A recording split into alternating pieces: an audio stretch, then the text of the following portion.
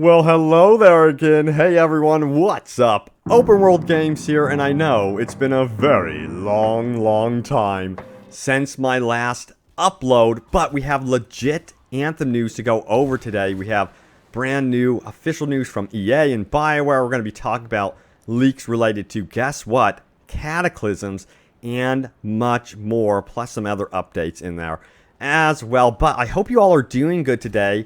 And I know it's been a while since I've uploaded, but I had to take a break. But here we go. Let's get straight into the news. I know you guys are extremely curious as to what's going on, especially with those Cataclysms. So we'll start there. So ArcSP says this: thanks for the update. By the way, any info about Elysian Chess returning or something new taking its place in the future? Now, interestingly, Jesse, community manager on Anthem, replied saying, team is focused on Cataclysm's content right now. So that's what the team is working on. And more recently, there were leaks related to Cataclysms discovered by AnthemArchive.com, Yavano and the team. So kudos to them. They're always hunting for that information, and they do a great job of, finding it. But check this out. They found some recent documentation, I guess you would say, within the files, showing that they've been adding, like, Cataclysm content in the background in the files for Anthem. This is definitely interesting stuff, because you can see that the Cataclysms are kind of in stages here. So that could mean that the Cataclysm could roll out slowly. We know, according to the roadmap, that the Cataclysm is supposed to start here in May. So hopefully we get the official start date of that going forward. And it also talks about details about what to expect from the sky in terms of effects. It says vortex cloud here, sky branching black, and, glow and stuff like that. So hopefully this Cataclysm is a lot more extensive than what we got during the demo days of Anthem. You may remember how disappointing that event was related to the Titans, and when the sky basically turned red, people were kind of underwhelmed. So crossing our fingers here that it's a lot more detailed than what we got then. But we should be finding out a lot more about Anthem here at EA Play. Now, if you're wondering when that is, it's going to be on June 8th through the 9th, and there's going to be multiple live streams dedicated to multiple games. And you're probably wondering, well, is Anthem going to be there? So yes, Anthem is going to be there alongside Apex Legends, Battlefield 5, EA Sports games, Star Wars Jedi Fallen Order. That's another game I'm super hyped for, considering it's single player content, and that's coming from Respawn Entertainment. But yeah, Anthem is going to be there. Now, they described EA Play as this: for those viewing online, we're skipping the press conference this year, and we are replacing it with multiple live streams that will air on Saturday, June 8th, bringing you more of what you've told us you want. More gameplay and insights from the teams making the games. We'll also have content creators streaming live from our Creators Cave in the Hollywood Palladium. So that's cool to note that we'll be hearing primarily from the dev teams and content creators. And I'll have all the coverage, of course, about whatever is happening related to Anthem, because we got to find out a lot of the juicy details at EA Play, because that's the chance that BioWare and EA has to really tell us what in the world is going on with Anthem going forward. And, by that time, I would expect the Cataclysm, hopefully, to be in full swing by that time. I don't know if this Cataclysm is going to go beyond May, because it did say in the roadmap, the recent roadmap, that it's only the start of the Cataclysm. So it may roll out a lot slower, because they may want to do it a little bit differently than they originally planned based on player feedback. Now, there was also a really interesting PC Gamer article that was published about Anthem and a financial call done by EA. Now, the article says this: Electronic Arts says the old way of releasing games doesn't work anymore.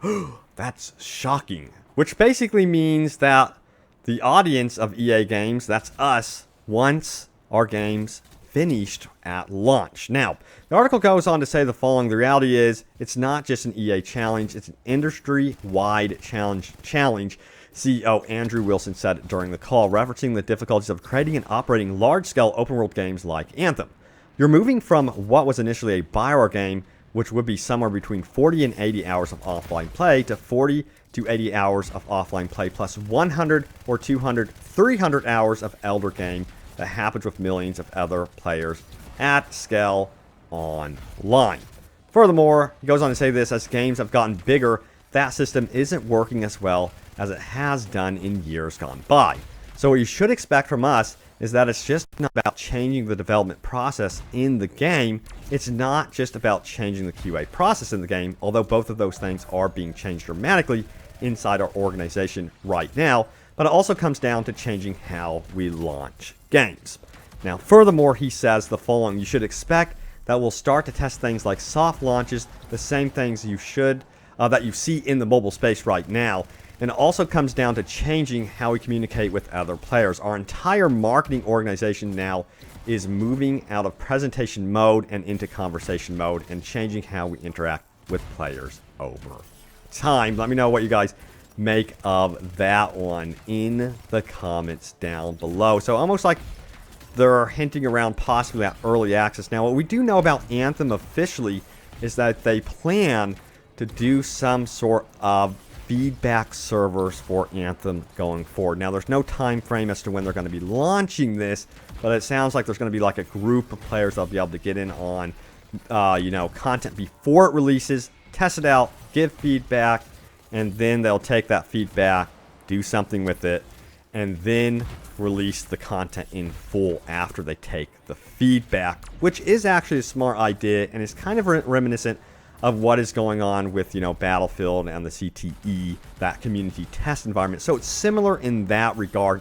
And I think that's what this is, stated here by Andrew Wilson. That's kind of what that's leading towards from what I'm seeing. Now, furthermore, the article says this: Wilson believes that change in approach should help ensure that games run better and more reliably when they go fully live, and will also help players understand exactly what is that they're going to be playing and how they're going to be playing both on the day of launch and over time. I'm still very worried about this. I don't want every single online game to suddenly just be a year of early access, which is riddled with bugs.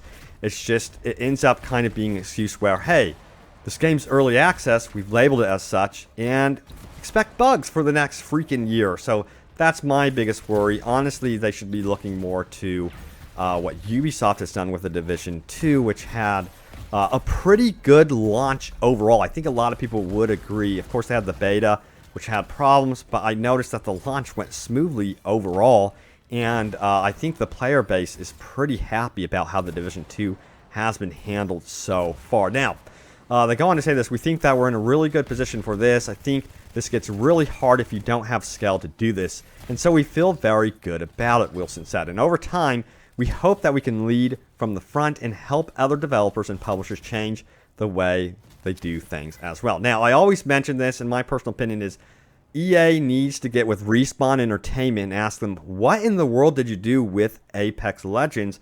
We're extremely curious, and we want to know how we can apply that to, our other developers. They need some sort of gathering of the minds, if you would, from Respawn Entertainment's Q&A, a quality assurance department, and determine what in the hell they did with Apex Legends to make it run so well right out of the gates. Because it was just instantly revealed, no real public beta or anything like that.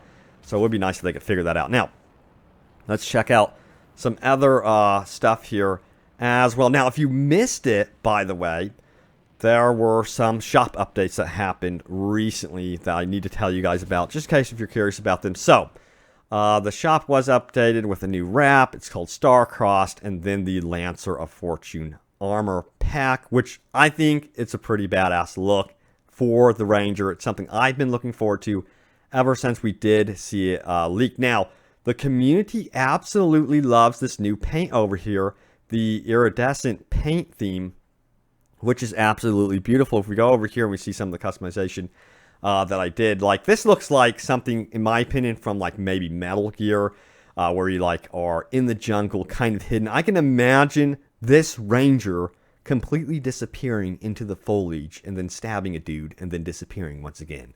So that's the kind of look that I was going for with this new, set here. But there was also the paint, which is really cool and fits perfectly with the Interceptor class. As you can see, it's quite stunning here. And again, it reminds me of, like I've said this before, it reminds me of the car games, like, Forza, Need for Speed, with a lot of these customization options. And this one, I think, really was very popular within the community. You could see on Reddit, people really enjoyed this update in terms of the armor and the paint job. Now, I had a question. Do you agree with the shop prices related to a lot of this stuff? Do you think that the, iridescent, I guess you say, paint job is fair at 300 shards and then 12,000 coins? What do you think about the wrap? I didn't even get the wrap. Honestly, the wrap, I was like, I don't really need that. I don't think I'm going to ever use it. But I did grab the Lancer of Fortune armor pack and then the decal spy core, which I think that ended up being very meh. But the paint, the clean iridescent paint, was very cool indeed. So yeah, if they keep adding stuff like that, I say keep going and adding cool paint jobs like that and making your Javelin look really, really cool. And the armor, in my opinion, fits perfectly with the Ranger for sure. But guys, there's the latest happenings around Anthem. Thank you guys for sticking with me here on Open World Games. I hope you enjoyed the video. Leave your comments down below. I hope to do top comments yet again, so look out for those. Guys, thanks for watching, and I will see you all next time. Take care.